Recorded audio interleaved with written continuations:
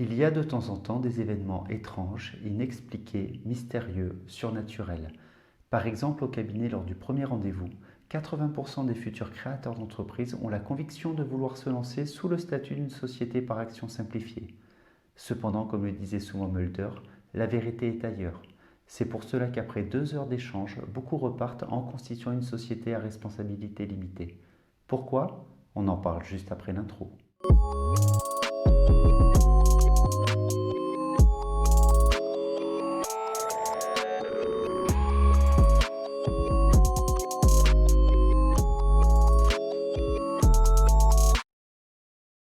Bonjour à tous et bienvenue au cabinet. Je suis Jérôme Petit, expert comptable. Sur cette chaîne, on parle de gestion d'entreprise d'un point de vue pratique et accessible. L'idée est de développer et de vulgariser chaque mois un thème qui peut intéresser le monde de l'entreprise. Si le sujet vous intéresse, n'hésitez pas à vous abonner à la chaîne et à cliquer sur la cloche de notification au-dessous de cette vidéo. Depuis 2 mois, on répond à la question suivante. Quel est le meilleur statut pour lancer son activité?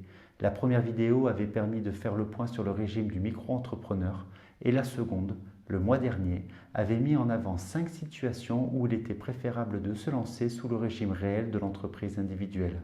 Aujourd'hui, nous allons parler du statut juridique de la société en comparant la société à responsabilité limitée et la société par action simplifiée, les célèbres SARL et SAS. Le régime juridique des SAS et des SARL partage un certain nombre de points communs. Elles ont des formalités de création proches. Il existe une responsabilité limitée des associés. Les dirigeants ont un certain nombre de pouvoirs et de responsabilités. Les sociétés ont des obligations comptables. Et enfin, elles ont un mode d'imposition comparable. Premier point commun, des formalités de création proches. Certaines formalités indispensables à la constitution d'une société sont communes à la SARL et à la SAS. Il s'agit notamment de la rédaction des statuts, le contrat qui va lier et encadrer les relations entre les associés, de la publication d'un avis de création dans un journal d'annonces légales, qui ressemble à un faire-part de naissance mais pour une société, et du dépôt de dossier de demande d'immatriculation au centre des formalités des entreprises. Cet organisme se chargera de transmettre l'information au greffe du tribunal de commerce qui procédera à l'immatriculation, au service des impôts qui affectera le numéro de TVA intracommunautaire et aux organismes sociaux qui enregistrera l'employeur. L'immatriculation de la société est l'étape qui finalisera la procédure de création et permettra à la SAS et à la SARL d'exister en tant qu'entité indépendante des associés. C'est à la fin de toute cette procédure que la société obtiendra son numéro SIREN. Au final, les différentes formalités liées à la procédure de création d'une société sont similaires mais demandent du temps et des compétences. C'est pour cela que beaucoup de créateurs passent par un avocat spécialisé en droit des sociétés. Cet avocat vous demandera en moyenne entre 1 000 et 3 000 euros pour réaliser l'ensemble des actes. Autre point commun, la responsabilité des associés limitée. La SARL et la SAS sont 2 sociétés commerciales. Elles possèdent leur propre patrimoine, distinct de ceux des dirigeants, et leur propre personnalité juridique. On parle alors de personnalité morale non transparente. Personnalité morale car la société a une identité propre vis-à-vis des tiers, les banques, les fournisseurs et les clients, et non transparente car il existe une frontière, une séparation entre le patrimoine des associés et le patrimoine de la société.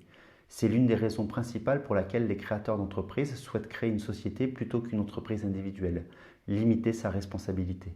Comme nous l'avions vu dans la vidéo précédente sur l'entreprise individuelle, il existe une responsabilité totale et infinie des dettes professionnelles sur l'ensemble du patrimoine personnel. À l'opposé, les associés d'une société bénéficient d'une responsabilité limitée au capital, c'est-à-dire à l'apport effectué initialement. Comme la société n'est pas transparente, si votre société est en défaut de paiement, les créanciers ne pourront pas se retourner contre vous, l'associé, pour demander le remboursement des dettes. Cette protection de l'associé est cependant à tempérer. Premièrement, lorsque la société souhaite souscrire un emprunt, il est fréquent que la banque demande la caution solidaire des associés. Dans ce cas, vous allez apporter votre patrimoine personnel en garantie des dettes de votre société. Et comme vous serez tenu à rembourser vous-même les emprunts en cas de défaut de paiement, on se retrouve avec une situation proche de celle de l'entreprise individuelle. L'autre limite est la responsabilité du dirigeant, dans le cas bien entendu où l'associé est également le dirigeant. Et on va en parler tout de suite. Autre point commun, les pouvoirs et la responsabilité du dirigeant. Le dirigeant a un nom différent en SARL et en SAS. On parle de gérant de SARL et de président de SAS. Les noms sont différents, mais ils disposent tous les deux de pouvoirs identiques et particulièrement étendus. Dans le principe, ils sont en effet en mesure de prendre toutes les décisions motivées dans l'intérêt de la société. Ils vont engager la société dans les relations avec les clients et avec les fournisseurs. Ils vont être libres de signer tout contrat et d'engager tout investissement pour la société, et ils vont pouvoir souscrire à un emprunt ou placer de l'argent par exemple. Hormis le fait d'apporter de l'argent et de toucher un dividende, un associé n'a dans le principe aucun pouvoir sur la société. Celui qui la dirige, ce n'est pas l'associé mais le dirigeant, d'où le nom. Par contre, dans de très nombreux cas, l'associé et le dirigeant sont souvent une seule et même personne. Si ce n'est pas le cas, les associés peuvent néanmoins limiter l'étendue des pouvoirs du dirigeant grâce à des dispositions statutaires particulières. Par exemple, ils peuvent décider qu'un investissement supérieur à X euros soit validé en assemblée avant d'être effectué. Mais dans les faits, on limite cependant ces dispositions pour ne pas ralentir les prises de décision.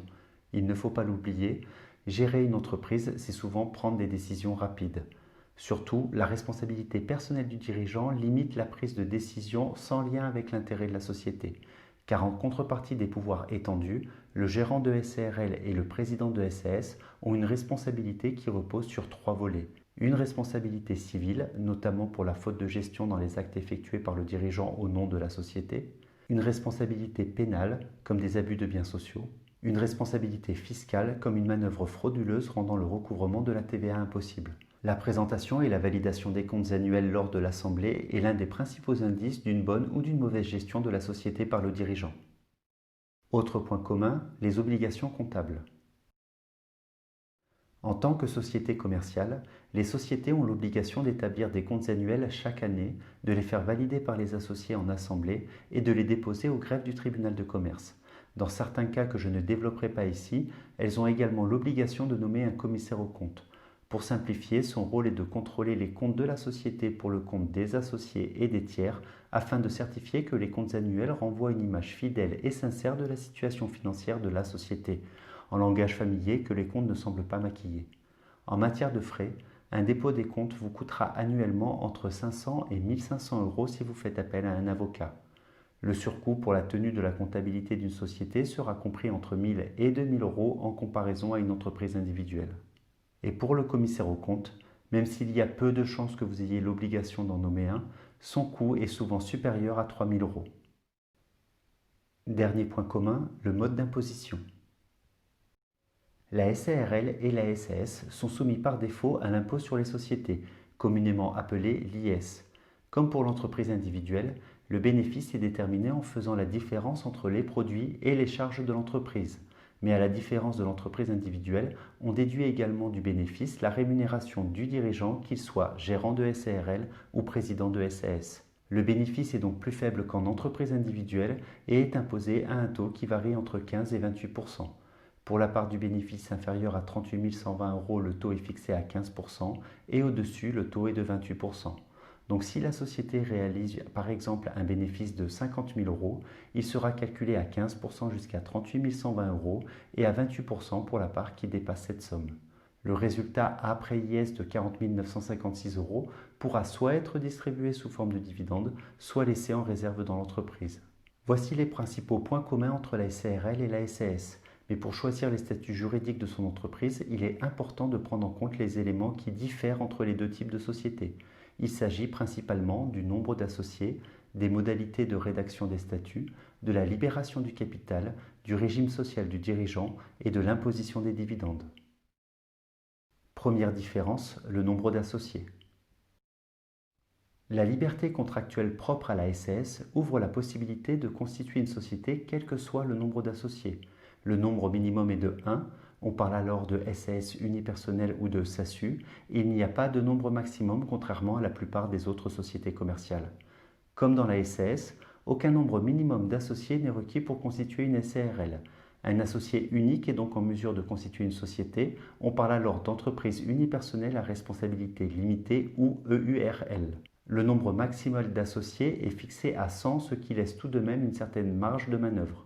On a rarement plus de 100 associés dans une société type petite ou moyenne entreprise. C'est pourquoi cette différence entre les deux types de sociétés n'en est pas vraiment une. Autre différence, la rédaction des statuts. Même si aujourd'hui une société peut être constituée par un associé unique, L'idée originelle était de mettre en commun les biens, les capitaux et les activités de plusieurs personnes afin de réaliser un projet commun. Cette association de personnes, d'où le nom d'associés dans certaines structures, justifie la rédaction d'un document, les statuts. Ce document va encadrer les relations entre les associés. La SAS se distingue de la SARL par la grande flexibilité dont les associés bénéficient lors de la rédaction des statuts. Cette liberté leur ouvre la possibilité d'émettre des actions de préférence.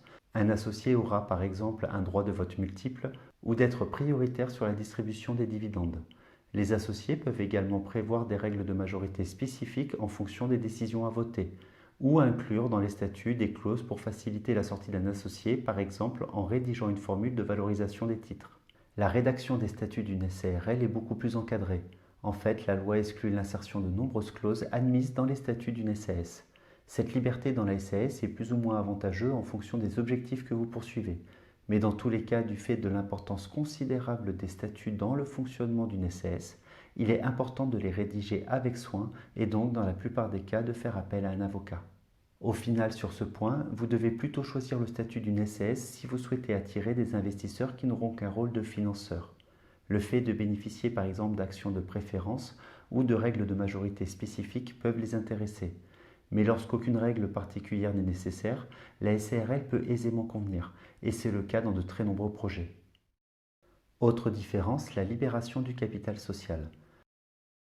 Lorsque l'on crée une société, les associés vont déterminer et apporter un capital. C'est la somme qui sera bloquée durant toute l'existence de la société. Ils n'ont par contre pas l'obligation de déposer l'ensemble du capital dès la création de la société. On parle alors de libération partielle des apports. Dans les deux structures, la totalité du dépôt doit être faite dans les 5 années suivant l'immatriculation. Mais la part à libérer à la création varie en fonction des statuts sociaux. Il est d'au moins 50% du capital dans le cadre d'une SAS et d'au moins 20% du capital dans le cadre de la création d'une SARL. Donc la règle applicable à la SARL profite aux associés disposant de peu de moyens, car vous avez la possibilité de ne libérer qu'une petite partie de votre capital à la création de la société, puis de compléter le capital sous 5 ans. Il y a cependant 2 limites à ce principe. En cas de financement par un emprunt, la banque vous demandera souvent de libérer l'ensemble du capital pour valider votre participation.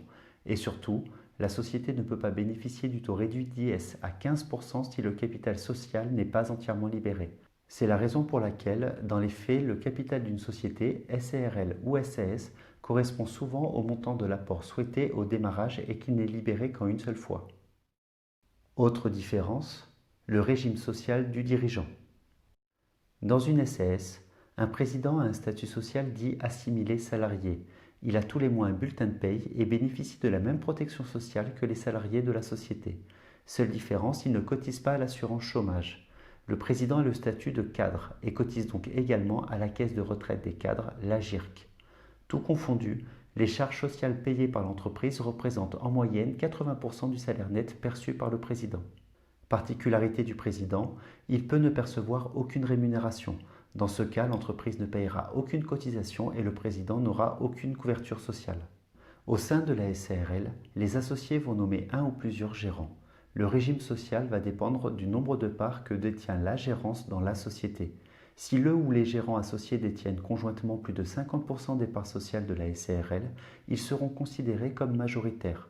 Ils relèvent alors du régime des travailleurs indépendants, le même régime que pour un entrepreneur individuel, et leur cotisation sociale représente en moyenne 46% de la rémunération nette versée.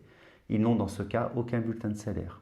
Si vous n'êtes pas rémunéré en tant que gérant majoritaire, vous devez tout de même payer un minimum de cotisation sociale, approximativement 1 300 € par an. Si par contre le ou les gérants ne détiennent pas conjointement plus de 50% des parts sociales ou s'ils sont nommés en dehors des associés, ils auront le même statut que le président de SAS, c'est-à-dire qu'ils seront assimilés salariés et que les charges sociales représenteront en moyenne 80% du salaire net perçu. Les cotisations d'un gérant majoritaire de SARL sont presque 2 fois moins importantes que celles d'un assimilé salarié, car il obtient une protection sociale plus faible. Sur la partie allocation familiale et assurance maladie, les droits sont équivalents. La différence provient principalement de la partie retraite où les cotisations et donc les droits sont beaucoup plus faibles sous le régime du travailleur indépendant. Dans les faits, à la création d'une société, le statut du gérant majoritaire de SARL est souvent choisi car il permet de payer moins de cotisations sociales et on cherche souvent à faire des économies à la création d'une société. Mais dans l'inconscient collectif des futurs chefs d'entreprise, même si les cotisations du président de SAS sont plus importantes, il est possible de les éviter en diminuant la rémunération et en ne se versant que des dividendes. Dernière différence, l'imposition des dividendes. Pour rappel, le dividende est la part du résultat de l'entreprise revenant aux associés. Le montant des dividendes est décidé en assemblée générale après la clôture des comptes et ils sont donc versés l'année qui suit le résultat au prorata des parts détenues par chaque associé. Depuis 2018, au sein d'une SAS ou d'une SARL, les dividendes versés sont soumis à un impôt forfaitaire fixé à 30%. C'est ce que l'on appelle la flat tax. Dans les faits, cette flat tax est composée de 17,2% de prélèvements sociaux et 12,8% d'impôt sur le revenu. Donc si une entreprise décide de verser 10 000 euros de dividendes, elle va retenir 30%, 3 000 euros que la société versera directement aux impôts et distribuer le solde, soit 7 000 euros, aux associés. Tous les associés doivent payer les prélèvements sociaux, les 17,2%. Par contre, si la personne qui perçoit les dividendes n'est pas ou peu imposable, elle a le droit, sur option, de déclarer les dividendes sur sa déclaration d'impôt sur le revenu et dans ce cas de déduire les 12,8% comme s'il s'agissait d'un acompte. Dans ce cas, elle obtiendra un remboursement du trop prélevé initialement. Une règle simple ne serait pas française, donc il existe bien entendu une exception, les gérants majoritaires de SARL. Pour eux, si les dividendes dépassent 10% du capital de la société ou de leur compte courant, les sommes que les associés ont avancées à la société au cours du temps, cette partie des dividendes, les 90%, sera soumise aux cotisations de la sécurité sociale des indépendants comme s'il s'agissait d'une rémunération complémentaire. Ce qui veut dire que les 17,2% de prélèvements sociaux seront remplacés par 46% de cotisations, ce qui n'a aucun intérêt d'un point de vue optimisation des revenus.